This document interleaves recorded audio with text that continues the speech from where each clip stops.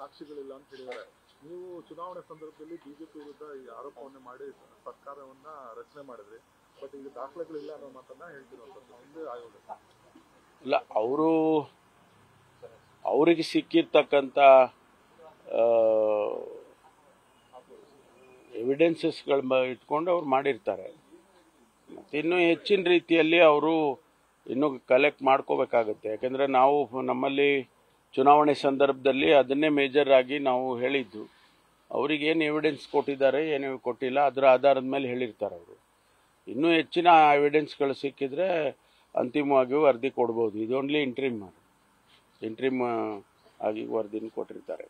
ಮೂಡ ಪ್ರಕರಣದಲ್ಲಿ ಹೈಕೋರ್ಟ್ ಇಡಿ ತನಿಖೆಗೆ ಅನುಮತಿ ಕೊಟ್ಟಿದೆ.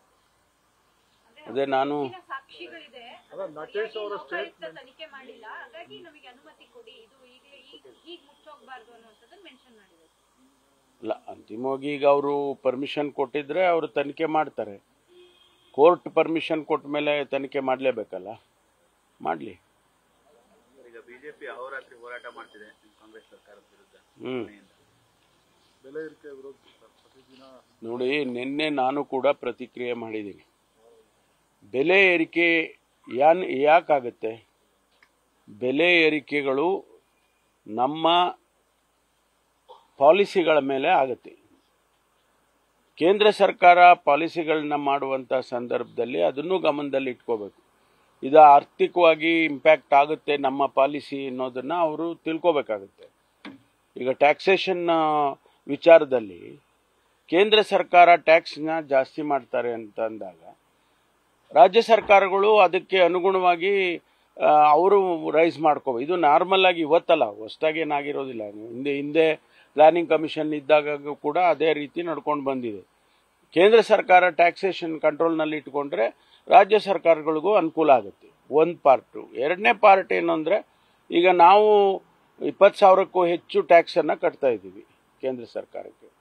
ನಮಗೆ ಅದರ ಪ್ರಪೋರ್ಷನೇಟ್ಲಿ ಏನಿದೆ ಅದನ್ನು ನಮಗೆ ವಾಪಸ್ ಕೊಡಬೇಕು. ಅದು ಕೊಡದೇ ಇದ್ದಾಗ ನಾವೇನು ಮಾಡಬೇಕು? ನಮ್ಮ ರಿಸೋರ್ಸಸನ್ನು ನಾವು ಜಾಸ್ತಿ ಮಾಡಿ ರಾಜ್ಯ ನಡೆಸಬೇಕಂದ್ರೆ ನಮಗೂ ರಿಸೋರ್ಸ್ ಬೇಕಲ್ಲ. ಅದಕ್ಕೆ ನಾವು ಅದನ್ನು ಇಲ್ಲಿ ನಮ್ಮ ರಿಸೋರ್ಸಸನ್ನು ನಾವು ಜಾಸ್ತಿ ಮಾಡ್ಕೊಳ್ತೀವಿ. ಆಗ ಸ್ವಾಭಾವಿಕವಾಗಿ ಈಗ ಪೆಟ್ರೋಲ್ಗೆ ಡೀಸೆಲ್ಗೆ 2 ರೂಪಾಯಿ ಜಾಸ್ತಿ ಆಯಿತು, ರಾಜ್ಯ ಸರ್ಕಾರ ಮಾಡಿದೆ.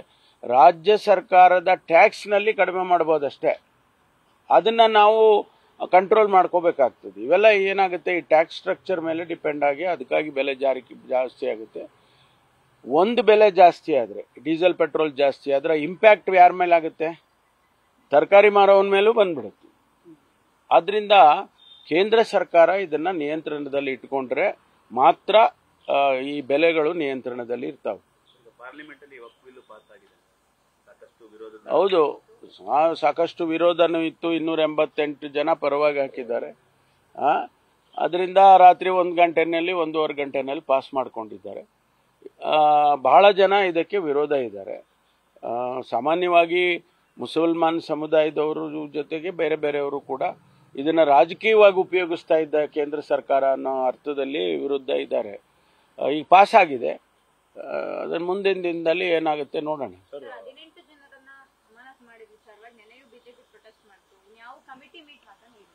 ನೋಡಿ, ಅದು ಸಭಾಧ್ಯಕ್ಷರಿಗೂ ಅವರಿಗೂ ಬಿಟ್ಟಿರೋ ಅಂಥದ್ದು. ಇದರಲ್ಲಿ ನಮ್ಮದೇನು ಪಾತ್ರ ಇಲ್ಲ. ಸರ್ಕಾರದ ಪಾತ್ರ ಇಲ್ಲ. Is a speaker belongs to everybody.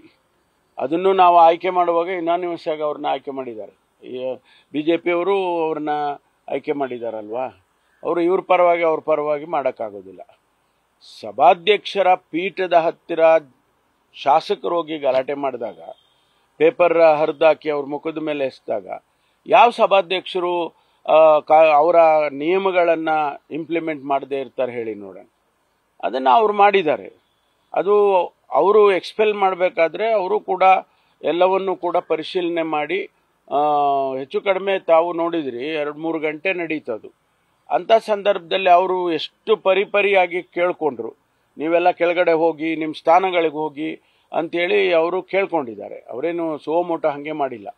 ಅವರಷ್ಟೇ ಅವ್ರ ಮಾತಿಗೆ ಗೌರವ ಕೊಡಲಿಲ್ಲ ಅಂದರೆ, ನಾವೆಲ್ಲ ಸಭಾಧ್ಯಕ್ಷರ ಮಾತಿಗೆ ಗೌರವ ಕೊಡೋದಿಲ್ಲ ಅಂದರೆ ನಿಯಮಗಳಿದ್ದಾವೆ. ನಾವೇ ಮಾಡ್ಕೊಂಡಿರ್ತಕ್ಕಂಥ ನಿಯಮಗಳಿದಾವೆ. ಆ ನಿಯಮದ ಅಡಿಯಲ್ಲಿ ಅವರನ್ನ ಆಚೆ ಹಾಕಿದ್ದಾರೆ. ಅದರಿಂದ ಅದು ಅವರಿಗೆ ಮತ್ತು ಸಭಾಧ್ಯಕ್ಷರಿಗೆ ಬಿಟ್ಟಿರ್ತಕ್ಕಂಥದ್ದು. ಸರ್ಕಾರದ ಪಾತ್ರ ಏನೂ ಇಲ್ಲ. ಸರ್, 2 ಘಟನೆಗಳಲ್ಲಿ ಗೃಹ ಸಚಿವರು ಪ್ರೋಗ್ರಾಮ್ನ ಮಿಸ್ ಮಾಡಿದ್ರು. ಒಂದು ಸಿದ್ಧಗಂಗಾ ಮಠದ ಇರ್ಬೋದು. ನೋಡಿ, ಕರ್ನಾಟಕ ಭವನದ ಉದ್ಘಾಟನೆ ಅದಕ್ಕೆ ಫೌಂಡೇಶನ್ ಹಾಕಿದವನೇ ನಾನು ಡೆಪ್ಯೂಟಿ ಚೀಫ್ ಮಿನಿಸ್ಟರ್ ಆಗಿದ್ದಾಗ ಫೌಂಡೇಶನ್ ನಾನೇ ಹಾಕಿದ್ದೇನೆ. ಅದೇನು ಗೊತ್ತಿಲ್ಲ ನನಗೆ, ಕಾರಣಾಂತರದಿಂದ ಅವರು ಯಾರೂ ನನಗೆ ಆಹ್ವಾನ ಮಾಡಿರಲಿಲ್ಲ. ಸೊ ನಾನು ಇಲ್ಲಿಂದ ಡೆಲ್ಲಿಗೆ ಹೋಗಬೇಕು ಅಂತಂದರೆ ಆಹ್ವಾನ ಇಲ್ಲದೆ ಹೆಂಗೆ ಹೋಗೋದು? ಅದಕ್ಕಾಗಿ ಹೋಗಲಿಲ್ಲ. ನಾನು ಗೊತ್ತಿಲ್ಲ, ನಾನು ಹೋಗಿಲ್ಲ. ನನಗೆ ಕರೀದೆ ಹೆಂಗೆ ಹೋಗೋದು ಅಂತ ನಾನು ಹೋಗಲಿಲ್ಲ. ಜೊತೆಗೆ ಅಂಥ ಇಂಪಾರ್ಟೆಂಟ್ ಏನು ನನಗೆ ಅನಿಸ್ಲಿಲ್ಲ. ಯಾಕೆಂದರೆ ಮುಖ್ಯಮಂತ್ರಿಗಳಿದ್ದಾರೆ, ಉಪಮುಖ್ಯಮಂತ್ರಿಗಳಿದ್ದಾರೆ, PWD ಮಿನಿಸ್ಟ್ರ್ ಇದ್ದಾರೆ. ನಾವೆಲ್ಲ ಹೋಗೋ ಅಗತ್ಯ ಇಲ್ಲ ಅಂತ ನಾನೇನು ಹೋಗಲಿಲ್ಲ. ಇನ್ವಿಟೇಷನ್ ಕೊಟ್ಟು ನಾನು ಕರೀಲಿಲ್ಲ ಅನ್ನೋದು ಕಾರಣ ಅಲ್ಲ, ಆದರೆ ನಾನು ಅಗತ್ಯ ಇಲ್ಲ ಅಂತ ಹೋಗಿಲ್ಲ. ಎರಡನೇದು, ನನಗೇನು ಅಗತ್ಯ ಇಲ್ಲಲ್ರಿ. ನನಗೇನು ಅಗತ್ಯನೇ ಇಲ್ಲ. ಅದು ಅವರು ಮುಖ್ಯಮಂತ್ರಿಗಳಿರುವಾಗ ನಮ್ಮನ್ನೆಲ್ಲ ರೆಪ್ರೆಸೆಂಟ್ ಮಾಡೋರು ಯಾರು? ಮುಖ್ಯಮಂತ್ರಿಗಳು. ಅವರೇ ಇದ್ದಾರೆ, ನಾವ್ಯಾಕೆ ಹೋಗ್ಬೇಕು? ಮಠದ್ದೇನಿಲ್ಲ. ನಮಗೆ ನಮ್ಮ ಕುಟುಂಬಕ್ಕೆ ಮಠಕ್ಕೆ ಅವಿನಾಭಾವ ಸಂಬಂಧ. ಸ್ವಾಮೀಜಿಯವರಿಗೂ ನಮ್ಮ ತಂದೆಯವರಿಗೂ ಬಹಳ ದೊಡ್ಡ ಸಂಬಂಧ ಇದ್ದಂಥದ್ದು. ನನಗೆ ಬೇರೆ ಏನೋ ಕೆಲಸ ಇತ್ತು, ಅದಕ್ಕೋಸ್ಕರ ನಾನು ಬೇರೆ ಸಂದರ್ಭದಲ್ಲಿ ನಾವು ತಿಳ್ಕೊಂಡಾಗೆಲ್ಲ ಮಠಕ್ಕೆ ಹೋಗ್ತೀನಿ. ನಾನು ಯಾವಾಗ ಅಂದ್ಕೊಳ್ತೀವಿ ಮಠಕ್ಕೆ ಹೋಗ್ಬೇಕು ಅಂತ ಅವಾಗೆಲ್ಲ ಮಠಕ್ಕೆ ಹೋಗ್ತೀನಿ. ಈಗಲೂ ಕೂಡ ಆ ಕಾರ್ಯಕ್ರಮ ಒಂದು ಮಿಸ್ ಆಗಿದೆ ಬಿಟ್ಟರೆ ನಾನು ಯಾವಾಗಲೂ ಹೋಗ್ತೀನಿ. ನಾಳೆನೋ ಇವತ್ತು ಹೋಗಿ ನನ್ನ ಗೌರವ ಸಮರ್ಪಣೆ ಮಾಡಿ ಬರ್ತೇನೆ. ವಿಮರ್ಶೆ ಹೆಂಗಾಗ್ತಿದೆ ಅಂದ್ರೆ ಅಧ್ಯಕ್ಷರು ಮತ್ತೆ ಹೋಮ್ ಮಿನಿಸ್ಟರ್ ನಡುವೆ ಮನಸ್ಸು ಇಲ್ಲಪ್ಪ, ಆ ಥರ ಏನಿಲ್ಲ. ನಾನು ಈಗಲೇ ಬೇಕಾದ್ರೆ ಅವ್ರ ಮನೆಗೆ ಹೋಗ್ತೀನಿ, ಅಧ್ಯಕ್ಷರ ಮನೆಗೆ ಈಗಲೇ ಹೋಗ್ತೀನಿ. ಮನೆಗೆ ಅವ್ರು ಬಂದಾಗ ಹೋಗ್ತೀನಿ. ಏನಿದೇನು ನಮಗೇನು ಆ ಥರದ್ದು. ನಾವು we are very good friends. Rajanna ಪ್ರಕರಣದಲ್ಲಿ ಸಾಕ್ಷಿಗಳಿಲ್ಲ ಅನ್ನೋ ಮಾತುಗಳನ್ನ ಗೊತ್ತಿಲ್ಲ ನನಗೆ. ಅವರು ತನಿಖೆ ವರದಿ ಬರೋವರೆಗೂ ನಾವೇನು ಹೇಳೋಕ್ಕಾಗಲ್ಲ. ಎರಡೂ ಕೇಸ್ನಲ್ಲಿ, ರಾಜೇಂದ್ರ ಅವ್ರ ಕೇಸಲ್ಲೂ ಅಷ್ಟೇ, ರಾಜಣ್ಣ ಅವ್ರ ಕೇಸ್ನಲ್ಲೂ ಅಷ್ಟೇ ತನಿಖೆ ನಡೀತಾ ಇದೆ. ತನಿಖೆ ಮಧ್ಯದಲ್ಲಿ ನಾನು ಯಾವುದು ಪ್ರತಿಕ್ರಿಯೆ ಮಾಡೋದು ಸರಿ ಕಾಣಿಸಲ್ಲ. ಜೊತೆಗೆ ನಮಗೆ ಮಾಹಿತಿಗಳು ಕೂಡ ಇಲ್ಲ. ಮೇಲ್ನೋಟಕ್ಕೆ ಮಾಹಿತಿ ಇರ್ಬೋದು ಅಷ್ಟೇ, ಬಿಟ್ಟರೆ ತನಿಖೆ ಒಳಗಡೆಗೆ ಏನಿದೆ ಅನ್ನೋದು ಗೊತ್ತಾಗೋದಿಲ್ಲ. ಜನರು ಸಡನ್ ಆಗಿ ತಣ್ಣಗಾಗೋದ್ರು, ಅಲ್ಲಿ ಸೆಷನ್ ಅಲ್ಲಿ ಇದ್ದಷ್ಟು ಆರ್ಭಟ ಕಡಿಮೆ ಆಗೋಯ್ತು ಹೈಕಮಾಂಡ್ ಮಾತಿನ ನಂತರ ಅನ್ನೋದು. ಅಲ್ಲ, ನೀವು ಏನ್ ಬಯಸ್ತೀರೋ ಗೊತ್ತಿಲ್ಲ ನನಗೆ. ಯಾಕೆ ಅಲ್ಲಲ್ಲ, ಅವರು ಸದನದಲ್ಲಿ ಹಿಂಗಿದ್ರು ಅಂದ್ರೆ ಹಂಗೆ ಇರಬೇಕು ಬೀದಿಯಲ್ಲೂ ಅಂತ ಅಂದ್ರೆ ಅದು ಸಾಧ್ಯ ಇಲ್ಲ. ಅದು ಸಾಮಾನ್ಯವಾಗಿ ಹೊರಗಡೆ ಆ ರೀತಿ ಇರ್ತಾರ ಸರ್, ಸದನದಲ್ಲಿ ಕಾಮಾಗಿ ಇರ್ತಾರ. ಆದ್ರೆ ಈ ಸಲ ಉಲ್ಟಾ ಆಗಿದೆ. ನಿಮ್ಮ ಅಬ್ಸರ್ವೇಷನ್ ಒಳ್ಳೇದು. ನಾವು ಕಾಂಗ್ರೆಸ್ ನಲ್ಲಿ senior politician sir, AICC level ಎಲ್ಲ ವರ್ಕ್ ಮಾಡಿದೀರಾ. ಇವತ್ತು ರಾಹುಲ್ ಗಾಂಧಿ ಸಮ್ಮುಖದಲ್ಲಿ ಸಭೆ ನಡೀತಾ ಇದೆ. ಇಂಟರ್ನಲ್ ಪಾಲಿಟಿಕ್ಸ್, ಆಂತರಿಕ ಗೊಂದಲಗಳಿಗೆಲ್ಲ ತೆರೆ ಬೀಳ್ಬೋದ ಸರ್? ಎಲ್ಲಿದೆ ನೀವು ಆಂತರಿಕ ಗೊಂದಲ ಅಂತ ನನಗೆ ಗೊತ್ತಿಲ್ಲಪ್ಪ. ನೀವೇ ಸೃಷ್ಟಿ ಮಾಡಿ ಹೇಳ್ತಾ ಇದ್ರಿ. ನಮ್ಮಲ್ಲಿ ಯಾವ ಗೊಂದಲ ಇಲ್ಲ ರೀ. ಕಾಂಗ್ರೆಸ್ ಪಕ್ಷ ಆಡಳಿತದಲ್ಲಿದೆ, ಗವರ್ನೆನ್ಸ್ ಮಾಡ್ತಾ ಇದ್ದೀವಿ, ಆಡಳಿತ ಮಾಡ್ತಾ ಇದ್ದೀವಿ, ಕಾರ್ಯಕ್ರಮಗಳು ಕೊಡ್ತಾ ಇದ್ದೀವಿ. ಏನೋ ಸಣ್ಣ ಪುಟ್ಟ ಡಿಫರೆನ್ಸ್ ಆಫ್ ಒಪಿನಿಯನ್ಸ್ ಡಿಫರೆನ್ಸ್ ಅಲ್ಲ, ಡಿಫರೆನ್ಸ್ ಆಫ್ ಒಪಿನಿಯನ್ಸ್ ಇರ್ತದೆ, ಸಹಜವಾಗಿರುತ್ತೆ. ಅದಕ್ಕೇನು ಗೊಂದಲ ಅಂದ್ರೆ ಅಂದ್ಬಿಟ್ರೆ ಏನ್ ಹೇಳೋದು ನಾವು? ಇಲ್ಲಮ್ಮ, ಅದಕ್ಕೆ ಸಂಬಂಧವೇ ಇಲ್ಲ. ನಾವು ಅಲ್ಲಿ ಕಾರ್ಯಕ್ರಮಕ್ಕೆ ಹೋಗದೆ ಇರೋದಕ್ಕೂ ಇಲ್ಲಿ ರಾಜ್ಯದಲ್ಲಿ ಆಡಳಿತವನ್ನು ನಡೆಸೋದಕ್ಕೂ ಸಂಬಂಧವೇ ಇಲ್ಲ. ಹಂಗಾರೆ ಪವರ್ ಶೇರಿಂಗ್ ಕೆಪಿಸಿಸಿ ಅಧ್ಯಕ್ಷರ ಬದಲಾವಣೆ ಚರ್ಚೆ ಕೇವಲ ಊಹಾಪೋಹನ ಸರ್? ಅಲ್ಲ, ಈಗ ಕೆಲವರು ಬದಲಾವಣೆ ಆಗಬೇಕು ಅಂತಾರೆ, ಕೆಲವರು ಬೇಡ ಅವರೇ ಮುಂದುವರಿಲಿ ಅಂತಾರೆ. ಇದು ಇರೋದೇ ಅಲ್ಲ. ನಾನಿರುವಾಗಲೂ ಅದೇ ರೀತಿ ಇತ್ತು. ನಾನು 2ನೇ ಸರಿ ಆಗ್ಬೇಕು ಮುಂಚೆ, 1ನೇ ಸರಿ ನನ್ನ ಟರ್ಮ್ ಮುಗಿದಾಗ ಇದೇ ರೀತಿ ಆಯಿತು. ಆವಾಗ ನಮ್ಮ ಸೀನಿಯರ್ ಲೀಡರ್ಸ್ನೆಲ್ಲ ಕರೆದು ಮಾತಾಡಿ ಇಲ್ಲ ಅವರೇ ಮುಂದುವರಿಲಿ ಅಂತೇಳಿ ನನಗೆ ಕಂಟಿನ್ಯೂ ಮಾಡಿದರು. ಅಲ್ಲೆಲ್ಲ ಇರ್ಬೋದು, ಗೊತ್ತಿಲ್ಲ ನನಗೆ ಅದ್ರ ಬಗ್ಗೆ ಮಾಹಿತಿ ಇಲ್ಲ. ಆದರೆ ಇದು ಪ್ರಕ್ರಿಯೆ ನಡೀತಾ ಇರೋದು ಹಾಗೆ. Thank you.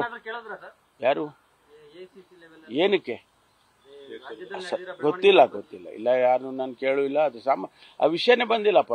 ನೀವೇನು ಆಗ್ತಿರ್ತೀರಿ. ಅದೇ ಫೋಟೋನು ನೋಡಿದೆ, ನಾನು ಕಾಣ್ತಾ ಇಲ್ಲ. ನಾನು ಫೋಟೋ ನೋಡಿದೆ ಬೆಳಿಗ್ಗೆ ಪೇಪರಲ್ಲಿ, ನಾನು ಕಾಣ್ತಾ ಇಲ್ಲ. ಅದು ಅದಕ್ಕೂ ಇದಕ್ಕೂ ಸಂಬಂಧ ಇಲ್ಲ ರೀ, ಯಾಕಂದ್ರೆ ಕೋಆರ್ಡಿನೇಷನ್ ಕಮಿಟಿ ಏನು ಇಂಪಾರ್ಟೆಂಟ್ ಇಲ್ಲ. ಕೋಆರ್ಡಿನೇಷನ್ ಕಮಿಟಿ ನೀವೇ ಚೇರ್ಮನ್. ನಮ್ದು ಅಭಿಪ್ರಾಯ ಏನು ಇಂಪಾರ್ಟೆಂಟ್ ಏನಿಲ್ಲ. ಈಗ ಪ್ಯಾಸೇಜ್ ಆಫ್ ಟೈಮ್ ಚೇಂಜ್ ಆಗ್ತಾ ಇರುತ್ತೆ. ಹೊಸ ನೀರು ಬಂದಾಗ ಹಳೆ ನೀರು ಮುಂದಕ್ಕೆ ಹೋಗುತ್ತೆ ಅಂತಾರೆ. ಹೋಗುತ್ತೆ ಅಂತ ಮುನ್ಸೂಚನೆ ಸರ್ ಅದಿರ್ಬೋದು. ನೀವು ಹಳೆ ನೀರಂತ ಅನ್ಕೊಂಡ್ರೆ ಸರ್ ಹೌದು, ನೀವು ಯಾವ ಥರ ಬೇಕಾದ್ರೂ ವಿಶ್ಲೇಷಣೆ ಮಾಡಿ ಆಯ್ತಾ. ನಾನು ಗಾದಿ ಮಾತು ಹೇಳಿದೆ ಆಯ್ತಾ. ನನಗೆ ಅದನ್ನ ಅಪ್ಲೈ ಮಾಡಿದ್ರೆ ಮಾಡಿ. ನ್ಯೂಸ್ ಫಸ್ಟ್ ನಿರ್ಭೀತಿಯಿಂದ ನಿಮ್ಮ ಪರವಾಗಿ.